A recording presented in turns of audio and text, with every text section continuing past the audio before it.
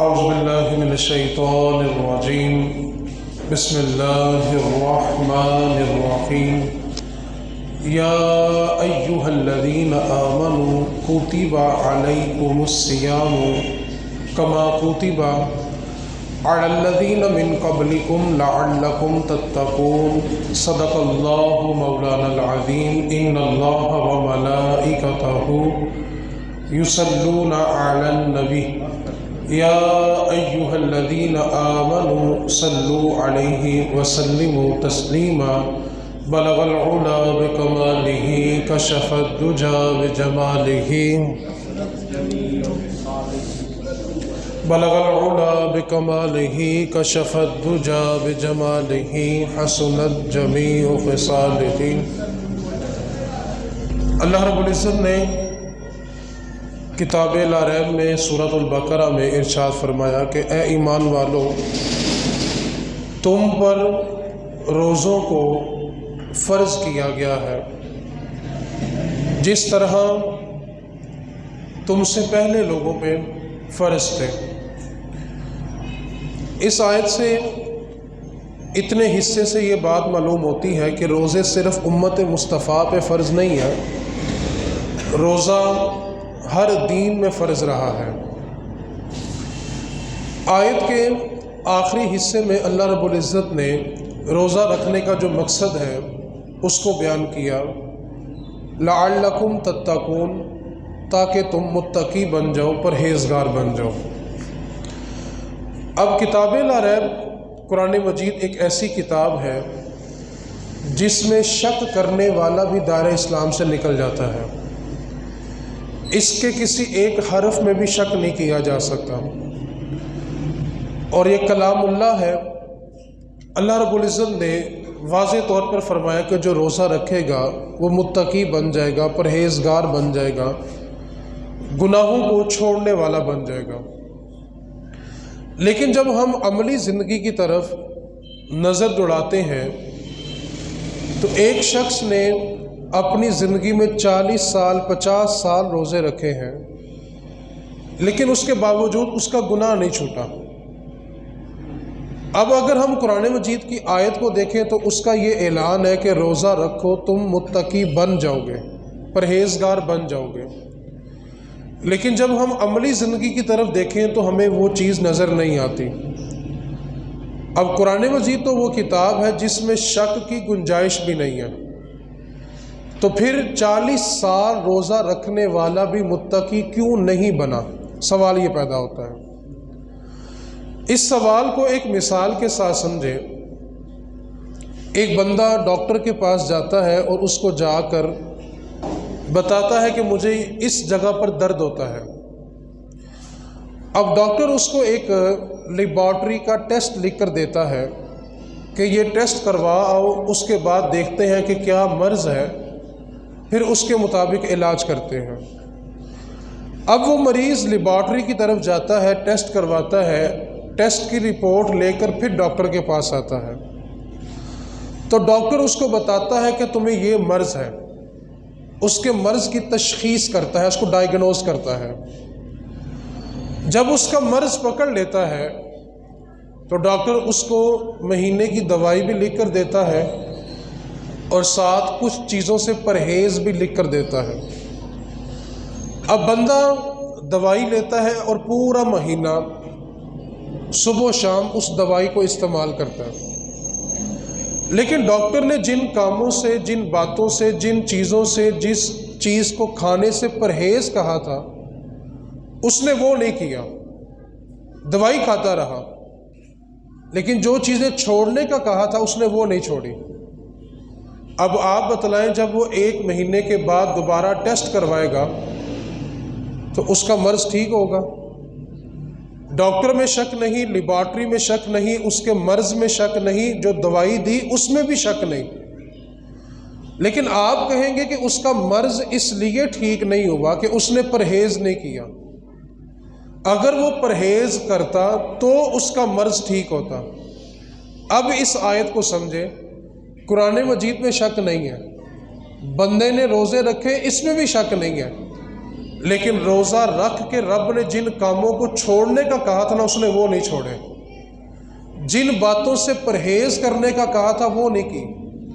تو نتیجہ کیا نکلا کہ مسلمان کی جو حالت یکم رمضان کو ہوتی ہے وہی 30 رمضان کو ہوتی ہے، اور اسی طرح اس کی زندگی کے 40 برس بیت گئے ہیں کہ روزہ رکھا ہے لیکن روزہ صرف پیٹ کا رکھا ہے، حالانکہ رسول کریم صلی اللہ علیہ وسلم کا فرمان ہے کہ روزہ صرف بھوک اور پیاس کا نام نہیں ہے، انسان کے ہر عضو کا روزہ ہوتا ہے، اس کی آنکھ کا بھی روزہ ہو، اس کی زبان کا بھی روزہ ہو، ہاتھ پیر کا بھی روزہ ہو۔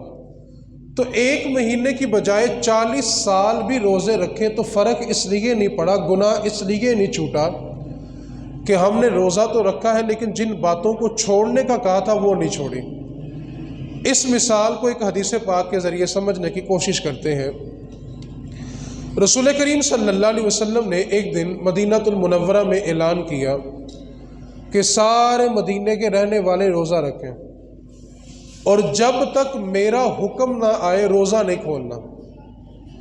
ابھی افطار کا وقت قریب تھا کہ ایک صحابی رسول بارگاہ رسالت صلی اللہ علیہ وسلم میں حاضر ہوئے اور عرض کرنے لگے، اللہ کے محبوب، مدینہ میں 2 خواتین ایسی ہیں جنہوں نے آپ کے حکم کے مطابق روزہ رکھا ہے اور اب وہ روزہ کھولنے کی اجازت طلب کر رہی ہیں۔ تو نبی پاک صلی اللہ علیہ وآلہ وسلم نے فرمایا کہ جا کر ان سے کہہ دو وہ روزہ کب کا کھول چکی ہیں، اب کس چیز کی اجازت مانگتی ہیں۔ اب صحابی نے پیغام سنا تو ان خواتین کو جا کر بتلایا کہ نبی پاک صلی اللہ علیہ وسلم نے فرمایا ہے کہ تم نے تو روزہ کب کا کھول لیا ہوا ہے، اب کس چیز کی اجازت طلب کر رہی ہو۔ تو ان دونوں عورتوں نے رونا شروع کیا، آہ و بکا شروع کی کہ واللہ، اللہ کی قسم، ہم نے صبح سے نہ کچھ کھایا ہے نہ پیا ہے اور اپنے شوہروں سے بھی دور رہی ہیں، تو ہمارا روزہ کس چیز سے ختم ہو گیا۔ اب صحابی رسول یہ پیغام لے کے جب بارگاہ رسالت میں پہنچے، عرض کی، اے اللہ کے رسول، وہ دونوں تو کہتی ہیں کہ ہم نے کچھ کھایا بھی نہیں پیا بھی نہیں، صبح سے اپنے شوہر کے قریب بھی نہیں گئی، تو ہمارا روزہ کس چیز سے ختم ہو گیا۔ نبی پاک صلی اللہ علیہ وسلم نے حکم دیا کہ ان دونوں کو بارگاہ رسالت میں بلایا جائے۔ جب وہ دونوں خواتین حاضر ہوئی تو نبی پاک صلی اللہ علیہ وسلم نے مٹی کے 2 پیالے منگوائے اور دونوں عورتوں کو ایک ایک پیالہ دیا اور حکم دیا کہ اس کے اندر کیا کرو، الٹی کرو۔ جب انہوں نے اپنے حلق میں انگلی ڈالی، کیا کی، تو ان کے حلق سے خون اور گوشت کے لوتھڑے نکلے، انسانی گوشت نکلا۔ انہوں نے پیالے پھینکے اور چیخو پکار کی کہ واللہ ہم نے کسی انسان کا گوشت نہیں کھایا۔ تو رسول کریم صلی اللہ علیہ وسلم نے ارشاد فرمایا کہ کیا تم نے اللہ کا قرآن نہیں پڑھا، اَن یاکل لحم اخیہ میتا فکرہتم، کہ جب تم کسی کی غیبت کرتے ہو تو گویا تم انسانی گوشت جو مردہ ہے وہ کھا رہے ہو۔ تم نے روزہ رکھا لیکن بیٹھ کر اپنے رشتہ داروں کی غیبت کرتی رہی تو تمہارے روزے کا اثر ختم ہو گیا۔ تو یہ وہ بنیادی مرض ہے جس نے ہمیں 40 سال روزے رکھنے کے باوجود بھی متقی نہیں بننے دیا۔ اللہ کا قرآن کہہ رہا ہے تم روزہ رکھو تو متقی بن جاؤ گے، نہیں بنے تو وجہ یہ ہے کہ ہم نے پرہیز نہیں کیا۔ قرآن میں بھی شک نہیں، روزہ رکھا اس میں بھی شک نہیں، لیکن متقی اس لیے نہیں بنے کہ ہم نے پرہیز نہیں کیا۔ دوسری بات، ہمارے گھر میں اگر ہمارے استاد کا فون آ جائے، ہمارے پیر صاحب کا فون آ جائے کہ میرا مہمان آ رہا ہے تمہارے علاقے میں، تو اس کا ذرا خیال کرنا، تو ہم اپنے گھر میں بہترین جگہ جو بیٹھنے کی ہے وہ اس کو دیں گے، بہترین کھانا اس کے سامنے پیش کریں گے، اور سب کچھ اس کو کھلانے کے بعد پھر بھی پوچھیں گے کہ کوئی اور چیز تو نہیں چاہیے۔ ہم بار بار اس سے یہ سوال کرتے ہیں کہ آپ کو کسی چیز کی حاجت ہے تو بتائیں۔ سوال یہ پیدا ہوتا ہے کہ اس مہمان سے اتنا سوال کیوں پوچھا جا رہا ہے، تو یقیناً جواب ملے گا کہ ہمارے بزرگوں نے بھیجا ہے، ہمارے استاد صاحب نے بھیجا ہے۔ اور صرف سوچ یہ ہوتی ہے کہ اگر اس کی خدمت میں کوئی کمی رہ گئی تو کہیں جا کر یہ شکایت نہ کر دے کہ آپ کے بندے نے ہماری خدمت نہیں کی۔ تو ہم اس شکایت سے بچنے کے لیے ہر چیز اس کے لیے پیش کرنے کے لیے تیار ہیں۔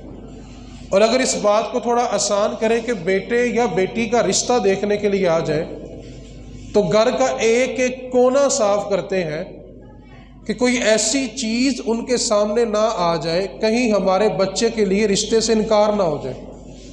اور ہم ان کے سامنے بیٹھنے کی بھی تہذیب اپنے سامنے رکھتے ہیں، بات کرنے کا سلیقہ بھی اچھا ہوتا ہے۔ ہم ان سے گفتگو کرتے ہیں تو نپے تلے الفاظ میں کرتے ہیں کہ ہمارے کسی جملے سے بھی انکار نہ ہو جائے۔ کیوں؟ کہ یہ مہمان وہ ہیں جن کے گھر بیٹے یا بیٹی کی شادی کرنی ہے۔ یار ہم اپنے یا اپنے استاد یا اپنے پیر کی مہمان کی اتنی تعظیم کرتے ہیں کہ اس کے آگے پیچھے دائیں بائیں گھومتے ہیں، ہر چیز پیش کرنے کے بعد بھی پوچھتے ہیں کہ آپ کو کسی چیز کی حاجت تو نہیں ہے؟ یار یہ ہمارا مہمان ہے، اور جو رمضان آ رہا ہے یہ میرے رب کا مہمان ہے، یہ رب کی بارگاہ سے آ رہا ہے اور اس نے واپس رب کی بارگاہ میں جانا ہے۔ اور حدیث پاک کا مفہوم ہے، رمضان واپس جا کے اللہ کی بارگاہ میں بتاتا ہے کہ اے مالک تیرے کس بندے نے میری کیسی عزت کی ہے۔ یہ رمضان اللہ کا مہمان ہے۔ سوال یہ پیدا ہوتا ہے کہ ہم اللہ کے مہمان کی کتنی کی عزت کرتے ہیں؟ کیا کبھی ہم نے اس بات پر توجہ دی کہ اس رمضان نے پلٹ کے اللہ کی بارگاہ میں جانا ہے اور جا کر اس نے بتانا ہے کہ مالک تیرے کس بندے نے میری کیسی عزت کی ہے؟ رمضان کا مہینہ ہے، گھر والوں کے ڈرامے تو نہیں چھوٹے، رمضان کا مہینہ ہے، دکان پہ بیٹھ کے قسم کھانا تو نہیں چھوڑی، رمضان کا مہینہ ہے، جھوٹ بول کے سودا بیچنا نہیں چھوڑا، رمضان کا مہینہ ہے، چوکوں میں بیٹھ کے اپنی نگاہوں کی حفاظت نہیں کی۔ آج ہر مرد یہ جملہ کہتا ہوا ہم سنتے ہیں کہ یہ عورت پردہ نہیں کرتی۔ جس آیت میں عورت کو پردہ کرنے کا حکم ہے نا، اسی سے اگلی آیت ہے کہ مرد جب چلے تو اپنی نگاہوں کو جھکا کے چلے۔ آج عورت کے پردے پہ تو پوری دنیا میں تبصرے ہوتے ہیں، مرد نے نگاہیں جھکا کے چلنا ہے، اس پہ کوئی تبصرہ ہی نہیں کرتا۔ اگر اس نے پردہ نہیں کیا اس نے اپنا حساب دینا ہے، اور اگر آپ نے نظریں نہیں جھکائی تو آپ نے اپنا حساب دینا ہے۔ سوال تو یہ پیدا ہوتا ہے کہ آپ نے نظریں اٹھا کے بار بار کیوں دیکھا؟ دین نے تو کہا کہ ایک نظر پڑ جائے تو شریعت میں اس کی معافی ہے، دوسری طرف دیکھو گے تو گناہ گار ہو جاؤ گے، حرام ہے تمہارے لیے۔ کتا اگر گیلا نہ ہو، جسم کو لگ جائے، کپڑوں کو لگ جائے تو کپڑے ناپاک نہیں ہوتے۔ گیلا ہے کتا، اس کا تھوک لگ گیا تو پھر کپڑے ناپاک ہوتے ہیں، لیکن خنزیر کسی بھی حالت میں ہو وہ ناپاک ہے۔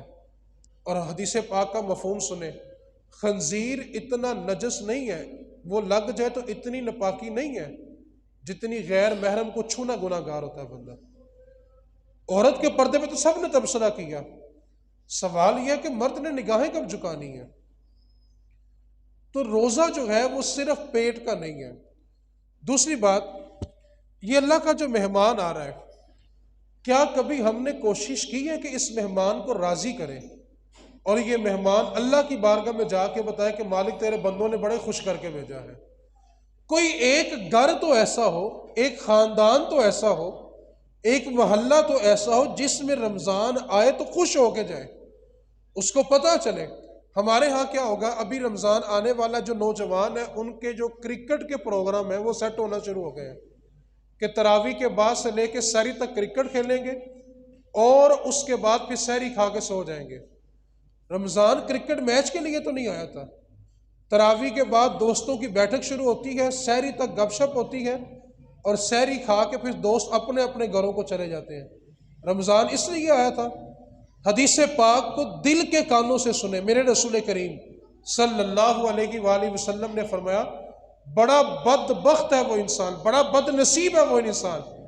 یار آپ اس کی بد نصیبی پہ توجہ تو کریں جس کو بد نصیب مصطفیٰ نے کہا ہے۔ کتنا کہ بڑا بد نصیب ہوگا جس کو وہ زبان بد نصیب کہہ رہی ہے جس کے بارے اللہ کا قرآن کہتا ہے ان ہوا الا وحی یوحا، کہ مصطفیٰ تو اللہ کی مرضی کے بغیر زبان بھی نہیں کھولتے۔ اس زبان سے کہا جا رہا ہے بڑا بد نصیب ہے، بڑا بدبخت ہے وہ انسان جس کی زندگی میں رمضان آیا اور اس نے اپنی بخشش نہیں کروائی۔ آپ توجہ کریں، جس کی زندگی میں 40-50 رمضان گزر گئے، اس نے 50 بہاریں رمضان کی دیکھ لی ہے، کیا اس کو اب یہ گارنٹی مل گئی ہے کہ وہ جنتی ہو گیا؟ کیا اس نے اپنے رب کو اتنا راضی کیا ہے کہ وہ کہہ سکتا ہے کہ میں نے رمضان کو پا کے اپنی بخشش کروائی ہے؟ ہم پروگرام کن چیزوں کے بنا رہے ہیں؟ اور میرے بھائی، پروگرام بناؤ کہ اس سال اپنے رب کو کیسے راضی کرنا ہے۔ انسانیت تباہی کے چراہے پہ کھڑی ہے اور ہمارے پروگرام کرکٹ کے بن رہے ہیں، دوستوں کی مجلس کے بن رہے ہیں، سحری افطاری کے بن رہے ہیں۔ ابھی رمضان آئے گا نا تو ہر گھر میں بلا کا شیڈول بن رہا ہے، رمضان کا راشن لکھ کے دے دیں، روزے میں بار بار جایا نہیں جاتا۔ ہم نے پورے رمضان کا راشن تو رمضان سے پہلے خرید لینا ہے۔ کسی ایک سال یہ بھی توجہ کرو کہ اس سال میں نے بخشش بھی لینی ہے کہ نہیں لینی؟ کیا روزہ صرف سحری افطاری کا نام ہے؟ بد نصیبی ہے اس بندے کے لیے جس نے رمضان کو پایا ہے اور اپنی بخشش ہی نہیں کروائی۔ میرے رسول کریم صلی اللہ علیہ وسلم نے جس نے رمضان کا ایک روزہ بلا عذر جان بوجھ کے چھوڑ دیا، کوئی عذر نہیں تھا، پھر وہ ساری زندگی بھی روزے رکھے تو اس ایک روزے کا ثواب نہیں پا سکتا۔ لیکن یہاں بے دردی کے ساتھ جوان ہوگی نسلیں، کہتے ہیں جی بچے ابھی چھوٹے ہیں، باقی سارے معاملہ تو ہم بچوں کو بلا کہتے ہیں ہوں تو وڈا ہو گیا، ان خیال کریا کر، تو روزہ آ جائے تو کیا کہتے ہیں؟ نہیں میرا بچہ ابھی چھوٹا ہے۔ ہم بچوں کو کیا سکھا رہے ہیں کہ دین ان پہ مشقت ڈالنے کے لیے آیا؟ ہم بچوں کو کیا ترغیب دے رہے ہیں کہ روزہ ان پہ بوجھ ڈالنے کے لیے آیا؟ ان کو سکھائیں کہ روزہ ہمیں اللہ کا قرب دیتا ہے۔ آپ دیکھیں، نماز ہے، حج ہے، زکوٰۃ ہے، صدقہ خیرات ہے، تہجد ہے، جتنی بھی عبادات ہے نا، ان سب کا صلہ جنت ہے کہ آپ عبادت کریں آپ کو جنت ملے گی۔ روزے کا جب ذکر کیا تو یہ نہیں بتایا کہ روزہ دار جو ہے اس کے لیے جنت ہے۔ کیا فرمایا؟ میرے محبوب نے فرمایا، اللہ تعالیٰ فرماتا ہے، اللہ فرماتا ہے روزہ میرے لیے ہے اور میں ہی اس کی جزا ہوں۔ باقی کام کرنے پہ جنت ملے گی، روزہ رکھنے پہ اپنا رب ہی مل جائے گا۔ روزہ تو رب سے ملانے کے لیے آیا ہے، اور ہم بچوں کو کس طرف لے کے جا رہے ہیں؟ اس لیے بچوں کو یہ سکھلائیں کہ اس سال رمضان کرکٹ میں نہیں گزارنا، رب کو راضی کرنے میں گزارنا ہے۔ اس بد نصیبی سے باہر آئیں۔ اور میں یہاں پر ایک بات اور عرض کرنا چاہتا ہوں کہ ہم نے زندگی میں کئی بار قرآن پڑھا ہوگا، میں آپ کے بارے میں یہی حسن ظن رکھتا ہوں، کئی ایسے بھی ہوں گے کئی سال ہو گئے قرآن کھول کے نہیں دیکھا۔ میں نوجوانوں سے ایک بات کہنا چاہتا ہوں کہ ہمیں اگر میسیج آ جائے جس سے ہم پیار کرتے ہیں اور وہ کوئی ایسی زبان میں ہو جو ہمیں نہیں آتی، یعنی اس نے انگلش میں لکھ کر بھیج دیا، ہمیں نہیں پڑھنی آ رہی، تو کیا ہم اس میسیج کو ڈیلیٹ کر دیں گے یا ایسے شخص کو تلاش کریں گے جو ہمیں پڑھ کے سنائے اس میں کیا لکھا ہوا ہے؟ بتائیں تو صحیح۔ ڈیلیٹ کریں گے میسیج کہ بندہ ڈھونڈیں گے؟ بندہ کیوں ڈھونڈیں گے؟ تاکہ پتہ چلے کہ جس سے ہم پیار کرتے ہیں اس نے ہمارے لیے پیغام کیا بھیجا ہے۔ اب قرآن کے بارے میں ہمارا کیا خیال ہے؟ ہم کہتے ہیں ہمیں قرآن سمجھنے نہیں آتا۔ کبھی اس بندے کی بھی تلاش کی جو آپ کو قرآن سمجھائے کہ رب تمہارے لیے کیا رہا ہے۔ ہماری رات کو 3 بجے بھی آنکھ کھلے تو سب سے پہلے سب اپنا موبائل چیک کرتے ہیں، کسی کا فون تو نہیں آیا، کسی کا میسیج تو نہیں آیا۔ ایک پیغام رب نے ہمارے گھر بھیجا ہوا، کبھی کھول کے دیکھا رب نے کیا پیغام بھیجا؟ ساری دنیا ترقی کی طرف تلاش کر رہی ہے کہ ترقی کہاں ملے گی، عزت کہاں ملے گی، اور جو ترقی ہے وہ ہمارے گھر میں موجود ہے، کھولنے کے لیے ہم تیار ہی نہیں ہیں۔ انگریز نے یہی قرآن پڑھ کے ہماری کمزوریوں کو پکڑا اور ہمیں ذلت کی طرف بھیجا، اور مسلمان اسی قرآن کو پڑھ کے اپنی عزت تلاش نہیں کر رہا۔ اس سال آپ سے میری گزارش ہے، ابھی رمضان شروع ہوگا نا، سارے نوجوان فجر کی نماز کے بعد قرآن پاک لے کے مساجد میں بیٹھتے ہیں، یہ اللہ کا ہم پہ بڑا احسان ہے کہ اللہ نے ابھی دلوں میں وہ شمع رکھی ہوئی ہے کہ لوگ سال بعد ہی صحیح قرآن کی طرف آتے ضرور ہیں، لیکن وہ بھی بد نصیب ہوتے ہیں جن کو سال بعد بھی توفیق نہیں ملتی، جو سحری افطاری کر کے بھی مسجد کی طرف نہیں آتے۔ یار سوچ تو صحیح، ایسی کون سی خطا کر بیٹھا ہے کہ رب نے اپنے گھر میں تیرا داخلہ ہی منع کر دیا ہے؟ آپ کو کسی بندے کے کردار پہ شک ہو جائے نا تو آپ اس کو اپنے محلے میں کھڑا نہیں ہونے دیتے، اپنے گھر میں داخل نہیں ہونے دیتے۔ اور کبھی اپنے بارے بھی تو سوچو، ایسی کون سی خطا کر بیٹھے، ہمارے گھر میں رہنے والا فرد ہے، اس سے کون سی غلطی ہو گئی ہے کہ رب نے اپنے گھر میں اس کا داخلہ ہی منع کر دیا ہے؟ تو میری نوجوانوں سے گزارش ہے، اس سال قرآن پاک پہ انگلیاں پھیرنے سے بہتر ہے میں ایک شرعی مسئلہ بیان کرتا کہ آپ کو میری بات سمجھنے میں آسانی ہو۔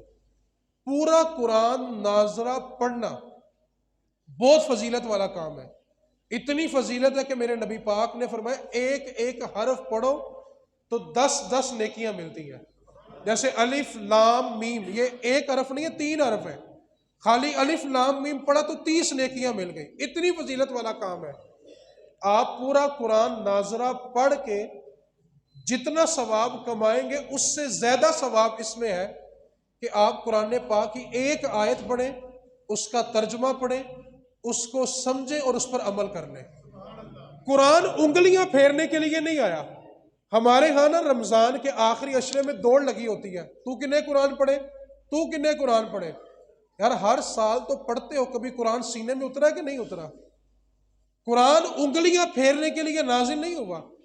گھر کی خواتین ہے، پہلا رمضان آئے گا تو انگلیاں پھیرنا شروع کریں گی، آپ ان سے جا کے ریکویسٹ کریں، ادب کے ساتھ پیار کے ساتھ قائل کریں کہ آپ چاہے رمضان میں صرف ایک سپارہ پڑھیں لیکن اس کو سمجھیں ہمارا رب ہم سے کیا کہہ رہا ہے۔ یار اس سے بڑی ہماری بد نصیبی اور کیا ہوگی؟ ہم نے آج تک اپنے رب کا پیغام ہی نہیں پڑھا۔ دوست کا پیغام آ جائے، گھر والوں کا پیغام آئے تو سارے کام چھوڑ کے سنتے ہیں، اور رب کا پیغام ہمارے پاس بند پڑا ہوا۔ مولا علی شیر خدا رضی اللہ تعالی عنہ فرمایا کرتے تھے، جب میرا جی چاہتا ہے کہ میں اپنے رب سے باتیں کروں تو میں نماز پڑھتا ہوں، اور جب میرا یہ جی چاہے کہ میرا رب مجھ سے باتیں کرے تو میں رب کا قرآن کھول کے بیٹھ جاتا ہوں، کیونکہ قرآن میں رب اپنے بندوں سے باتیں کر رہا ہے کہ یا ایھا الذین آمنو، اے ایمان والو۔ یار اس سے بڑی ہماری خوش قسمتی اور کیا ہوگی؟ اللہ تعالیٰ نے امت مصطفیٰ کے علاوہ کبھی کسی امت سے براہ راست کلام نہیں کیا۔ ان کے نبیوں کو پیغام دیا کہ جا کے امت سے بات کرو، لیکن ہم جیسے نکموں کو رب بار بار کہہ رہا ہے یا ایھا الانسان یا ایھا الذین آمنو، اے ایمان والو۔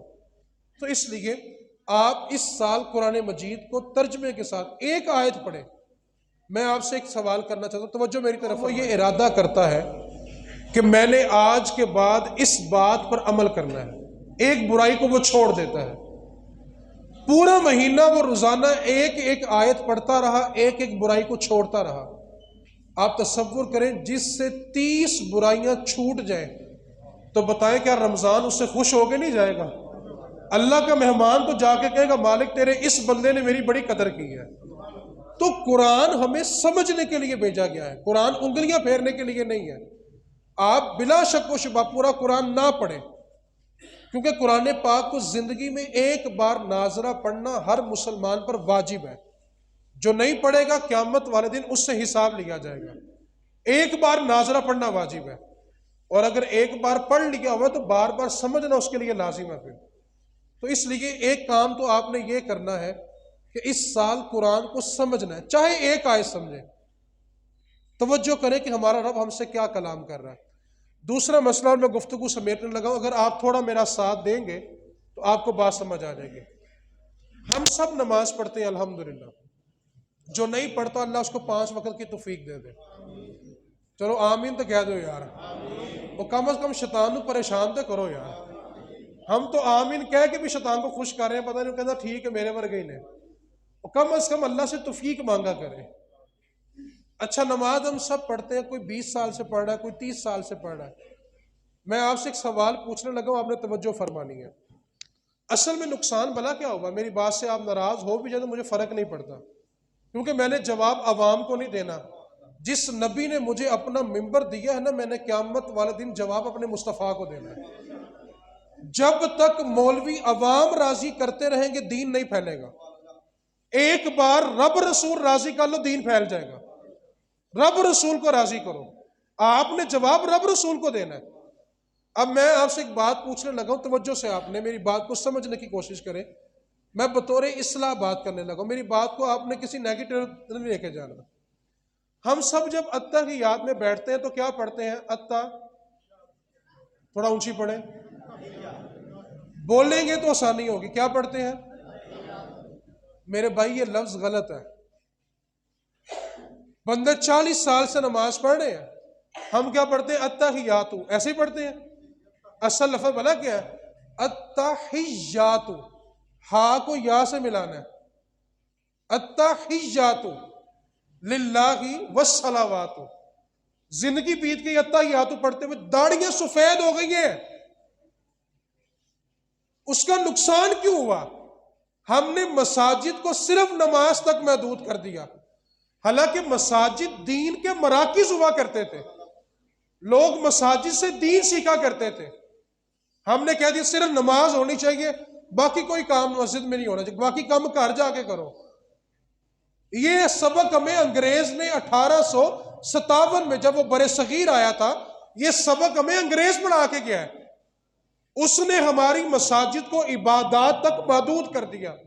آپ میرے نبی پاک کا زمانہ پڑھ کے تو دیکھیں، ایسا کون سا کام ہے جس کا فیصلہ مسجد نبوی میں نہیں ہوا کرتا تھا؟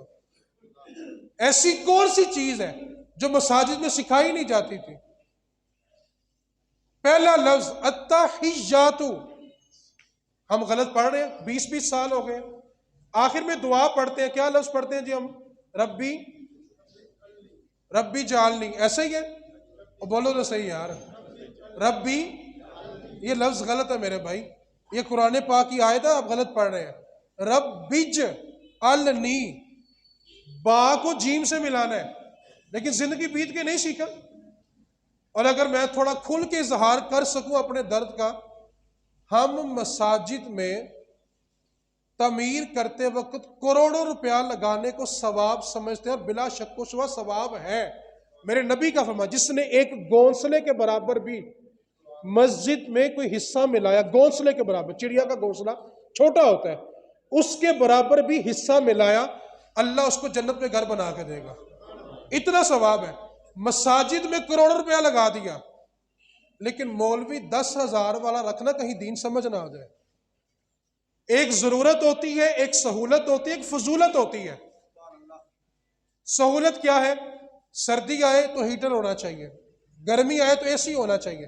یہ سہولت نہ بھی ہو تو نماز ہو جائے گی۔ فضولت کیا ہے؟ کہ مسجد کا مینار 250 فٹ لمبا ہو، یہ مسجد کی ضرورت نہیں ہے۔ میرے نبی پاک نے فرمایا تھا، قرب قیامت ایک زمانہ ایسا آئے گا کہ مساجد زیب و زینت کے لحاظ سے بہت اعلیٰ ہوں گی، لیکن ہدایت سے خالی ہوں گے۔ لیکن ضرورت کیا ہے؟ اچھا امام، اچھا خطیب جو ہمیں دین سکھائے، لیکن ہم نے اس کو نماز تک محدود کر دیا۔ تو میرے بھائی نہیں، ہم نے اپنے بچوں کو دین سکھانا ہے۔ اللہ کا شکر ہے، یہ لاہور کی کئی مساجد میں اب یہ ٹرینڈ شروع ہوا ہے، جو بندہ چاہتا ہے نا کہ میرا بچہ نمازی بنے، کچھ مساجد میں کام ہوا، آپ کوشش کریں مل جائیں، سب مل کے ایک بازو بنے گی، اپنے بچوں کو نمازی بنائے۔ کیا طریقہ کار بنایا؟ کہ جو بچہ 40 دن فجر کی نماز جماعت سے پڑھے گا، اگر 10-12 بچے مل گئے تو قرآن اندازی کر کے بچوں کو ایک سائیکل تحفے میں دی جا رہی ہے۔ اس کا فائدہ کیا ہوگا؟ کہ بچے نمازی بن گئے۔ بچوں نے خود نمازی نہیں بنے، اپنے باپ کو اٹھا کے مسجد تک لے کے آئے۔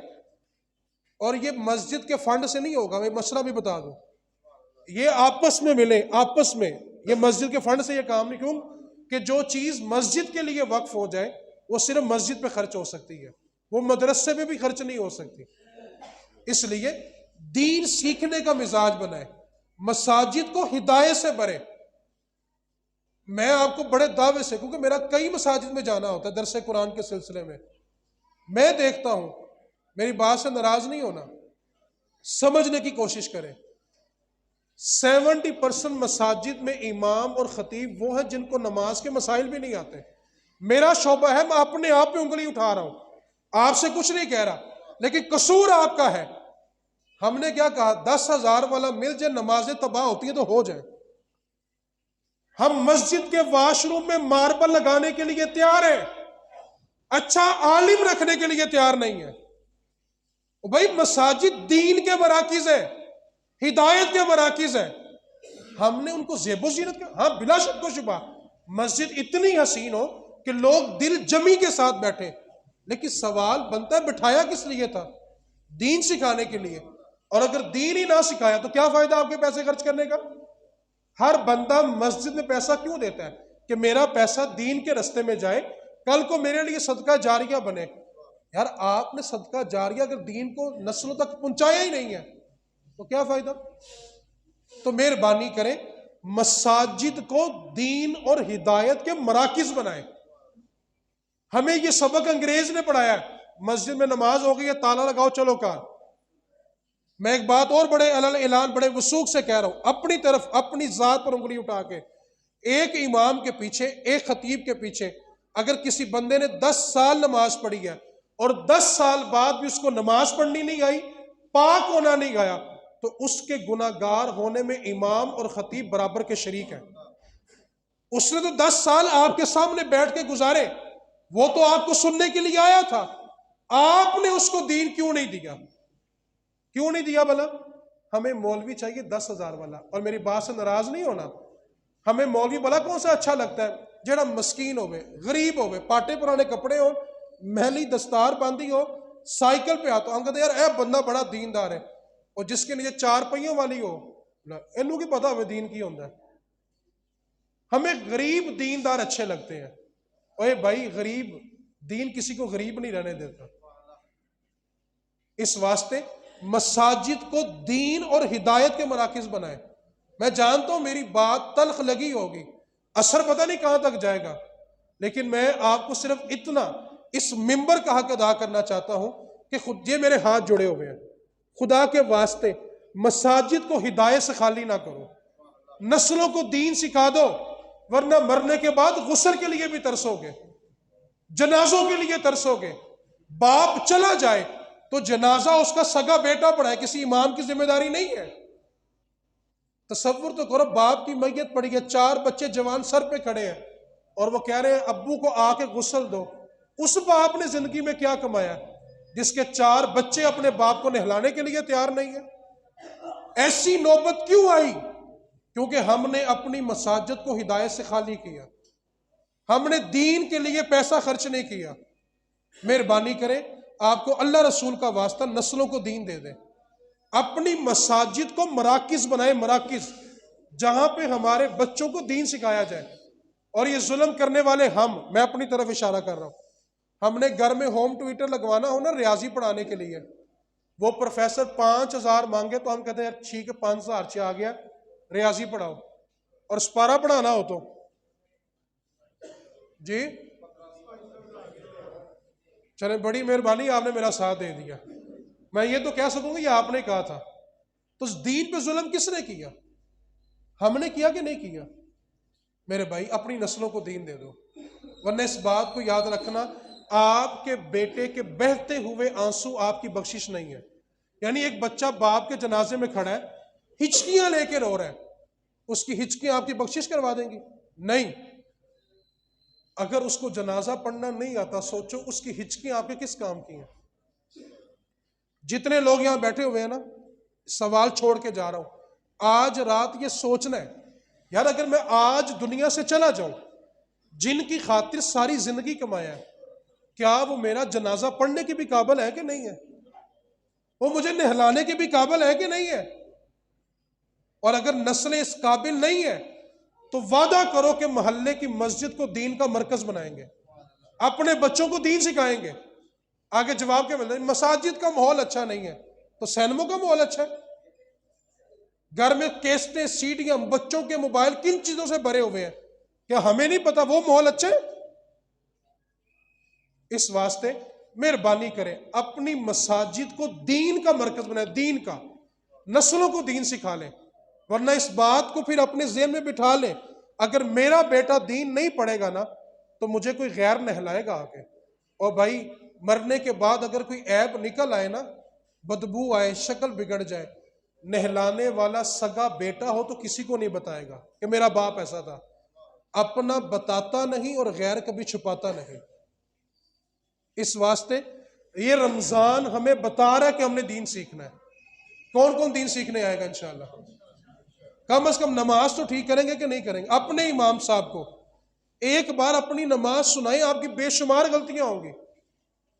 سبحانک اللہم، یہی پڑھتے نا سبحانک اللہم، ہم ہا پڑھتے ہی نہیں ہیں، سبحانک اللہم، او بھائی سبحانک اللہم، بے شمار غلطیاں آپ کی نماز میں سے نکلیں گی۔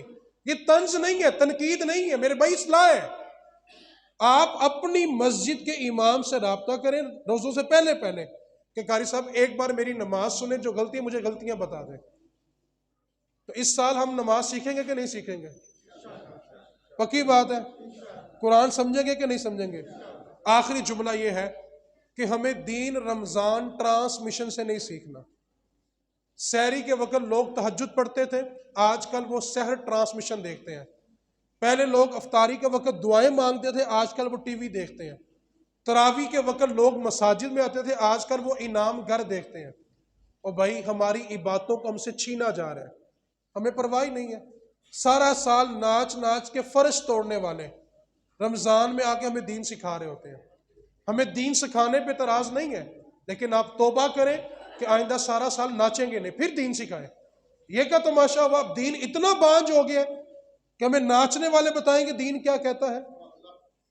دین سیکھے، دین دارو۔ ہمیں پتہ ہے ہمارے علاقے میں اچھا الیکٹریشین کون ہے، ہمیں پتہ ہے ہمارے علاقے میں اچھا پلمبر کون ہے، ہمیں پتہ ہے ہمارے علاقے میں اچھا موٹر مکینک کون ہے، تو کیا ہمیں یہ نہیں پتہ ہمارے دین سے مخلص کون ہے؟ دین کے بارے میں ہم بہت معصوم ہیں۔ اور میرے بھائی دین ابھی بانج نہیں ہوا، اس واسطے آپ نے اپنی مسجد کو دین کا مرکز بنانا ہے۔ اپنے امام صاحب کو ترجیح دیں، ان سے اپنی نماز اور اپنا قرآن ٹھیک کروائیں۔ اللہ کریم کی بارگاہ میں دعا کریں اللہ ہمیں عمل کی توفیق دے دے۔ میری بات بری لگی تو معذرت، اور اگر دین برا لگا ہے تو اپنے ایمانوں کی حفاظت کرو۔ اللہ کریم ہم سب کو عمل کی توفیق عطا فرمائے۔ وما علینا الا البلاغ۔